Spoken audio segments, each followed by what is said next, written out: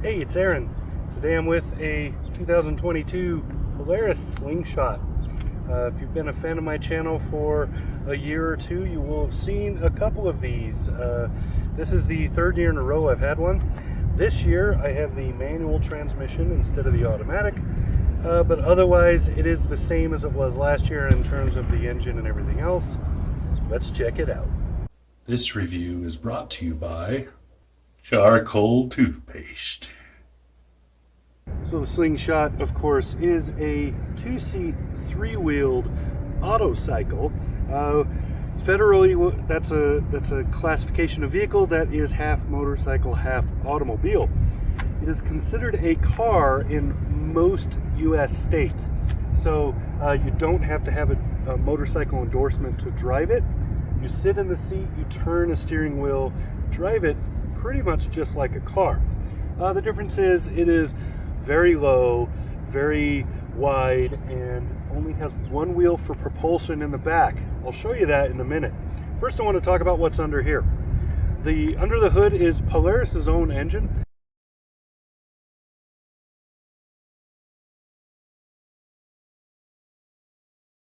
So pretty cool under there. Also, that engine is made to rev up to about 8,400 RPM. So it can run very, very high on that tach gauge.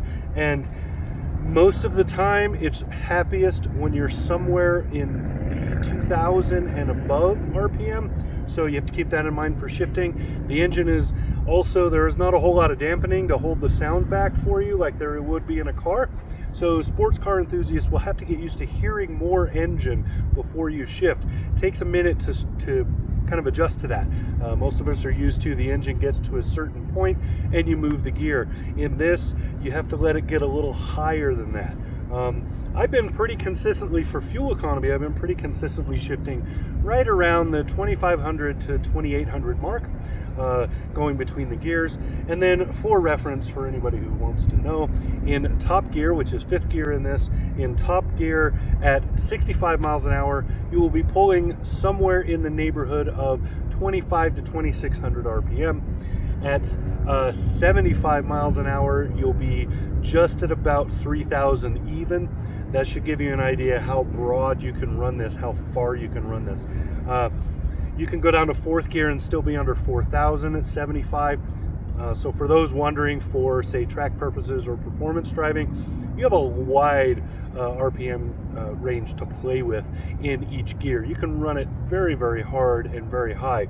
There are gauges on the infotainment screen in this that will tell you all kinds of useful information like engine heat and your average RPM and what's other things that are happening, so you know where you are in terms of your performance and what you're doing to the vehicle.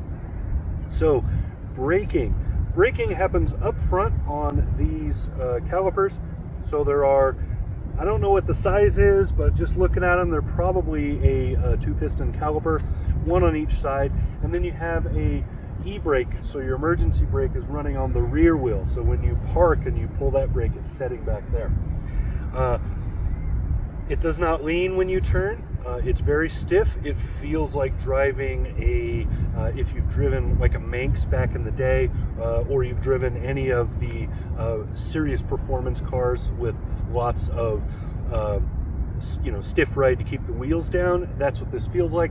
Most of your weight is up front, which is good because that's your steers, because of the engine. So you'll have a lot of control. You do bounce a little bit. Every little road defect is gonna cause you to have some sort of jounce, but you're gonna go right back on that pavement immediately.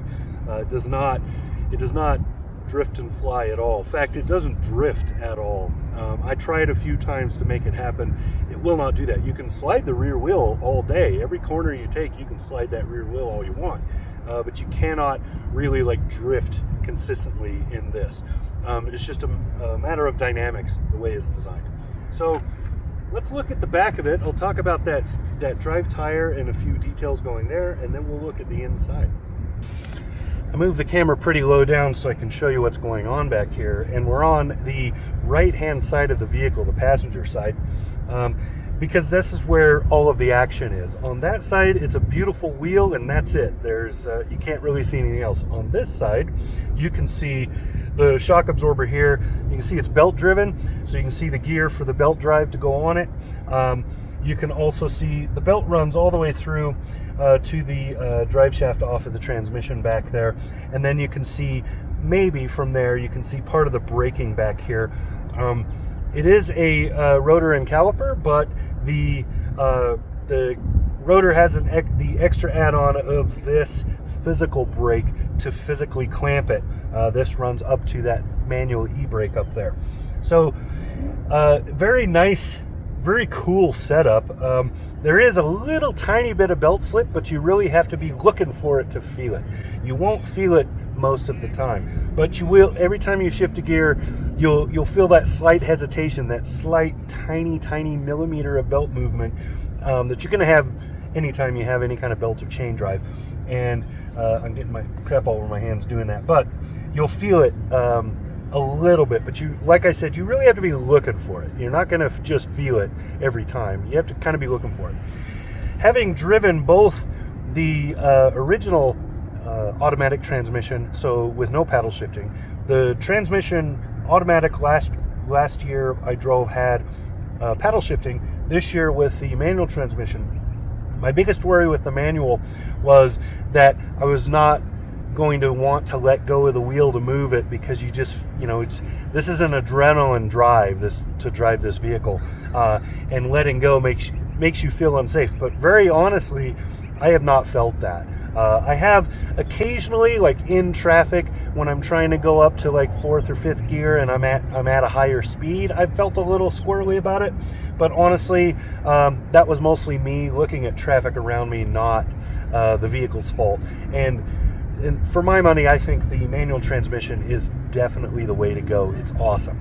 Speaking of, let's go look at that gear shift and some other stuff that's on the inside. So I'm going to try to get a good angle to show you what's going on in here. You can see the gear shifter there. You have a driver information screen and physical gauges on the side of that.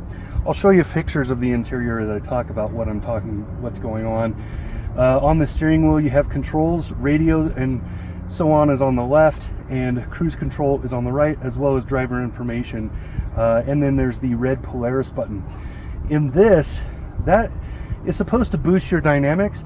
In this one with the manual transmission, it's changing the fuel mapping a little bit, but it is not really what I would consider like a boost mode. You feel way more happening when you use that button in the automatic transmission versions. So you do have a tiny bit of storage, spot for your phone right there. The infotainment, this has the upgrade for the Rockford Fosgate stereo. It's up to you whether or not you get it. I think if I was spending a lot of time in one of these, I would just get a helmet with Bluetooth speakers in it, and I would just forget the radio upgrade. Because really, to hear the radio, you have to let the whole world hear your radio. And nobody likes those motorcycles that drive by playing their garbage music at 400 decibels, right? The glove box up there is a decent little storage area. You get a couple water bottles, a few things in there. There's a spot here where you could probably fit some gloves. You could throw in your MP3 or phone or something that would fit in that in this right here. Behind each seat is a large storage area that is made to accommodate a full face helmet. They're a little bit larger than that. You can get a lot in there, actually. I got an overnight bag plus that camera bag in one side, and the vehicle cover and a spare helmet in the other side, by just stuffing the vehicle cover into the helmet. And then I wore that helmet and drove this on a little road trip. I went down to Golden, Colorado. It's about 120 miles-ish each way. Got a good sunburn doing it, and had a good time. I went side highways and whatever, and avoided the interstates. It was a lot of fun. That's where I learned a few things that I hadn't seen in other vehicles like this. I'll talk about those in a minute. But for the interior, pretty comfortable. These are decent seats. I was not uncomfortable for that long ride. And, it is open air, so you have to think about that when you're going to be doing something. But lots more storage than I thought. So to finish off this quick video, These are really cool. They're a lot of fun to drive. I was pulling pretty close to 30 miles a gallon. That was an informal test. I didn't do my usual highway loop route. I just filled this and drove all the way to Colorado and then filled it again and did the math. So that's not the normal test that I do that subtracts a whole lot of variables. But in a vehicle like this, that test is a little difficult to do. But I will say that most people on the highway should be able to get close to 30 miles a gallon in this. The tank itself, you fill it back here. The tank itself fills like a motorcycle tank, so you do have to kind of hold it and watch it. You can't just shove it in there and wait. You're not guaranteed to have that pop back. You could just end up with a fountain. So you do kind of have to do that. It has a diffuser right on it, so sticking it in and walking away would be kind of hard anyway. The tank on this is, I believe, about 7 gallons. I'm not totally sure on that, but that's about what I was putting in it to fill it. It was, going off the guess of what I was putting in versus what I was supposed to have had left. I would say it's around 7 gallons. I can look up that data and put it on the screen somewhere when I do. But otherwise, really good to drive. There's very, very few things that I don't like about this, and everything that's obviously impractical about it, you don't put on a list of negatives because they're clear impracticalities. It's an open vehicle, it's not enclosed. You should wear a full face helmet driving this. I know that helmet law will apply, so if you don't have to wear a helmet, I guess you don't need to, you don't have to, but honestly, I would 100% wear a helmet every time. The reason for that is not only rollover safety, because all you have is this. There's nothing up here to protect you on that rollover, but also driving down the highway, this little windshield does a lot for bugs, does nothing for rocks and other debris. I got dings on this helmet several times driving this on the highway going down from rocks and whatever, and they'll ping off and you'll hear them. It's very loud. So that could have been right in my face or right on my head. That's not good. So I would definitely recommend this. I would also recommend having either something sticking out for a sun visor or having a dark and easily switchable to a clear front visor. Once you get over 45 or 50 miles an hour, the wind really starts getting in your face, and if you don't have a way to cover your eyes, it starts to get annoying. I drive around with it like this, with the visor open at low speeds, just driving around town, and then I just pull it down when I'm out on the highway or when I'm getting up a little bit more speed.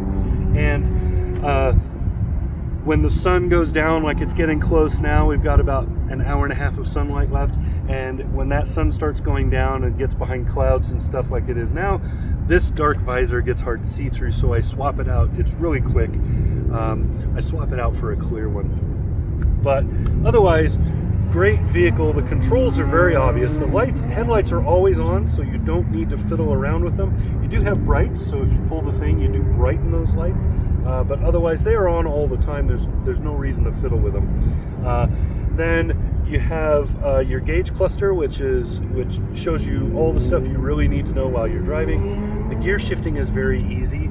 The clutch is pretty forgiving, and the shifting is exactly like a car, so you just get used to moving it through those gears. Very, very nicely set up and intuitive for most people who get in it. They will really 100% understand what to be doing. Infotainment is pretty good.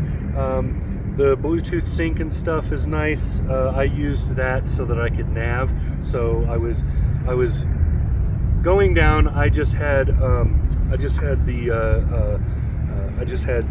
music playing in the helmet, and then once I got close, I pulled over, set up my nav, turned on the Bluetooth to the vehicle, and then drove around, because now I'm with the visor up looking for where I'm going, and just had the Bluetooth prompt me through the sound. So useful there. You can get nav for this. This particular one doesn't have the nav subscription, but you can get one with that stereo system through Polaris. So very cool setup overall, and I really enjoy these. These are one of my favorite things. And my wife and I have talked many, many times about how this could be the perfect RV puller. So you put this on a little trailer behind your RV, use this as your drive about when you've parked the RV.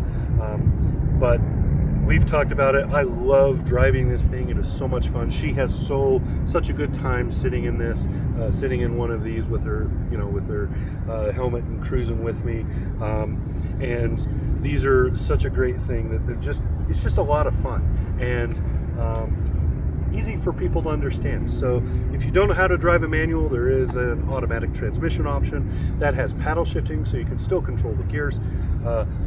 Just a great little setup and pretty unique. I don't think you can get anything like this on the market outside of this Slingshot. So that's it. I'm kind of just rambling at this point. I might as well wrap it up. So yeah, this has been Aaron talking about the 2022 Polaris Slingshot. Talk to you again soon. Subscribe.